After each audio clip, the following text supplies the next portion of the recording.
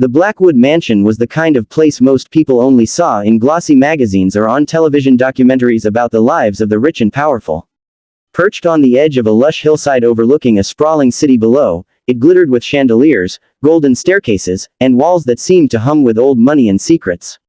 At the center of it all was billionaire magnate Richard Blackwood, a man whose empire spanned oil, tech, and real estate. He was a symbol of untouchable success, a name that appeared daily in the business pages. But behind the polished glass and steel walls of the mansion, another story was quietly unfolding, one that no headline had yet captured. It involved Richard's only son, Adrian Blackwood. Adrian was 17, tall for his age, with dark hair that fell across his forehead and eyes so pale they looked almost silver. To the outside world, he was destined to inherit the empire his father had built, but those who worked inside the mansion whispered about something unusual. They had seen him acting in strange, unsettling ways.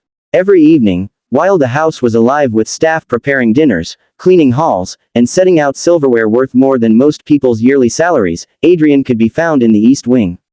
But he wasn't lounging on silk couches or scrolling through the latest gadgets. Instead, he pressed his face against the cold marble wall of the hallway. It wasn't once. It wasn't a quirk that passed with time. He did it every day. Some maids tried to ignore it. Others exchanged nervous glances when they saw him. But none dared to ask him why, none, except a new maid named Rosa. Rosa had only been working at the mansion for 3 weeks. She was 25, sharp-eyed, and carried herself with the quiet dignity of someone who had endured more in life than she let on. Though she was careful, she wasn't intimidated by wealth or the heirs of the elite. When she first saw Adrian with his face buried against the wall, she thought perhaps he had dropped something, or maybe he was sick. But when she noticed him doing it day after day, curiosity burned inside her. On a rainy Tuesday evening, when thunder rolled outside and the mansion glowed with candlelight from a power outage, Rosa passed by the East Wing and saw him again. Adrian stood perfectly still, palms flat against the wall, his cheek pressed firmly into the cold stone as if he were listening to something within it. His lips moved faintly, whispering words she could not hear. She hesitated, then approached him carefully. "Adrian," she said softly, "why do you always hide your face in the wall?" For a moment, he didn't move. The air felt heavy, almost charged, as though the storm outside had crept into the house. Rosa was about to repeat the question when Adrian finally stirred. He turned his head slightly, just enough for her to see the outline of his pale cheek, but his eyes remained hidden. Then, in a voice so low it was almost a breath, he whispered 3 words that froze Rosa where she stood.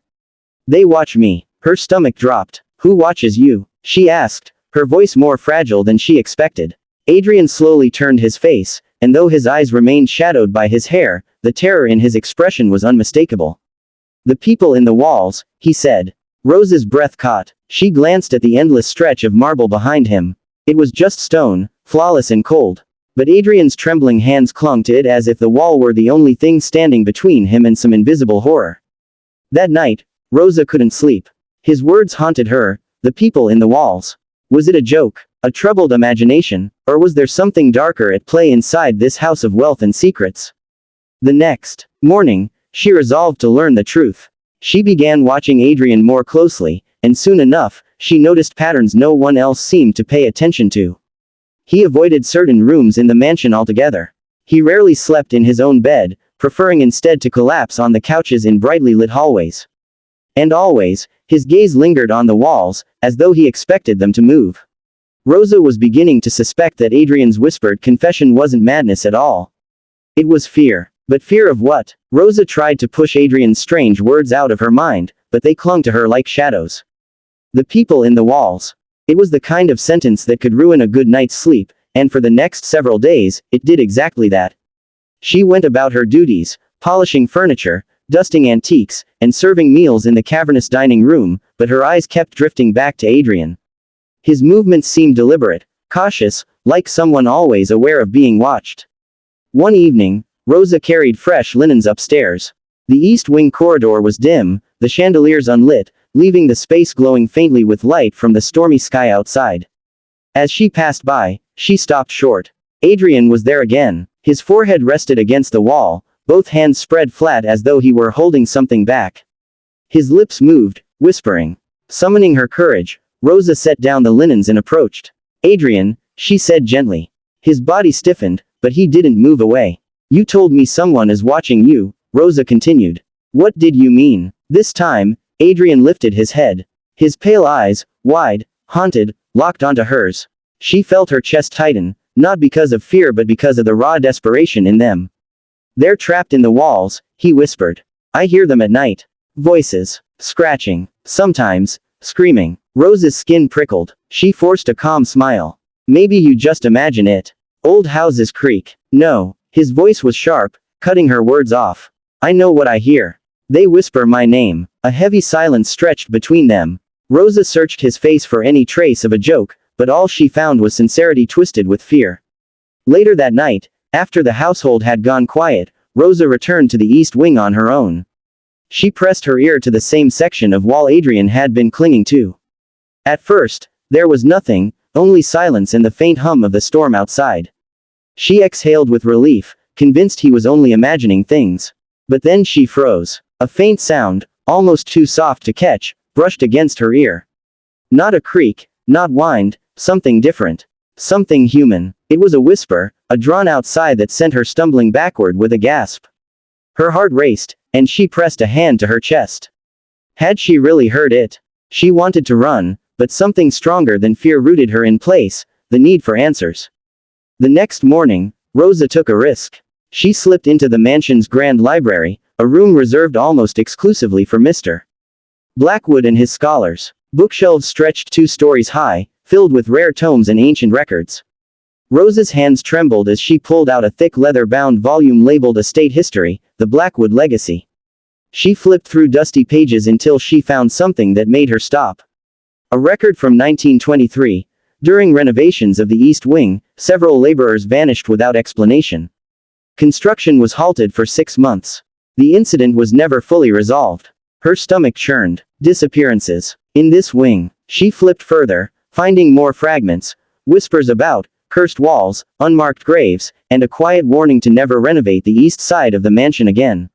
When she put the book back, she felt a presence behind her. Rosa turned sharply. Adrian was there, watching her. You found it, didn't you? He said softly. Her mouth went dry. You knew. I've known since I was a child, Adrian admitted. My father pretends it isn't real. He says I'm sick, that I need doctors, tutors, distractions. But I hear them every night. I see shadows move when no one is there. Rosa swallowed hard. Why didn't you tell anyone else? They wouldn't believe me. They never do. His voice cracked. But you heard them, didn't you? Her silence was enough of an answer. Adrian's shoulders sagged with a mixture of relief and dread. Then you understand. I'm not crazy. The walls, they're alive with secrets. And if we don't do something, they'll take me next.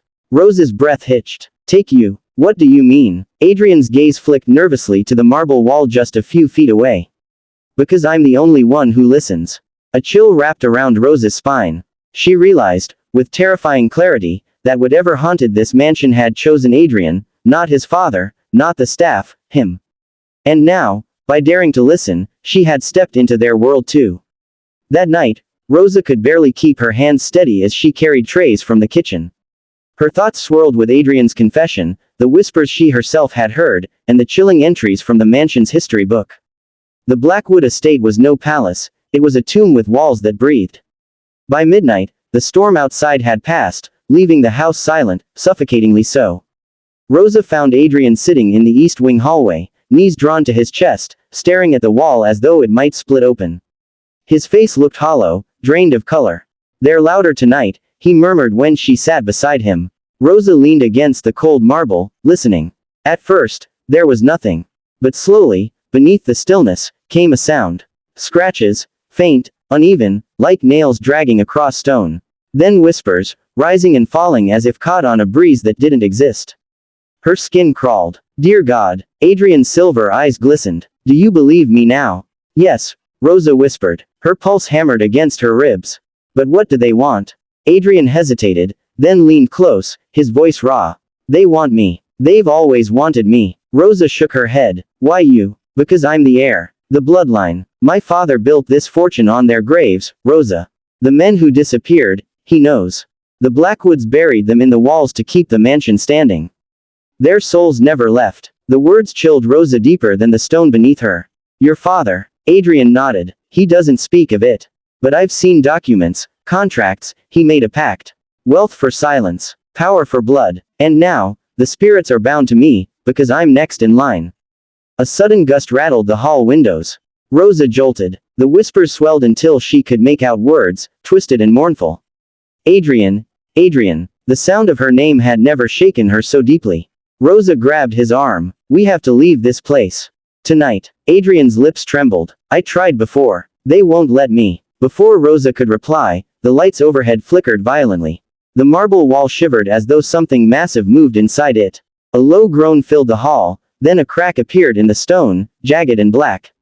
Dust rained down. Adrian clutched Rosa's hand. It's starting. With a deafening crack, the wall split wider, and shapes began to emerge, distorted, translucent figures pressed against the stone as though straining to break through. Faces stretched unnaturally, mouths open in eternal screams.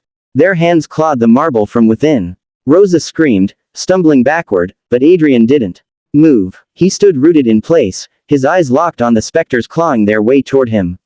They want me, he said again, his voice hollow. If I go with them, maybe it ends. No. Rosa pulled at him, desperation in every word. You're alive. They can't take you unless you let them. The air grew icy, her breath visible in the dim light. The spirits, whispers turned into anguished wails. Adrian staggered, his body leaning toward the opening in the wall, as though unseen hands dragged him forward. Adrian, fight it, Rosa cried, gripping his shoulders. He turned his pale eyes to her, tears spilling down his cheeks. I'm so tired of fighting. Rosa's heart split. She thought of his lonely days, the disbelief of everyone around him, the burden of a legacy steeped in darkness. He had been a prisoner long before the walls ever stirred. No, she said fiercely. You don't belong to them. You belong to yourself. She did the only thing she could think of. She stepped between him and the wall. The spirits shrieked, their clawing intensifying, but Rosa didn't flinch. She shouted into the void, her voice shaking but firm. You will not take him. He is not yours. For a heartbeat, the house itself seemed to hold its breath. Then, the wailing stopped. The wall shuddered once more before sealing itself shut with a final crack. The figures vanished, leaving only smooth marble behind. Adrian collapsed to the floor, sobbing. Rosa knelt beside him, holding him tightly. He shook in her arms, whispering over and over, they're gone, they're gone.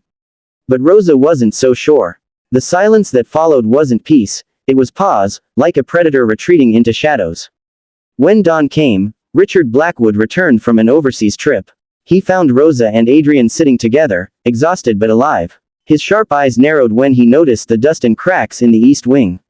What happened here? He demanded. Adrian rose on unsteady legs, meeting his father's gaze with a strength Rosa had never seen before.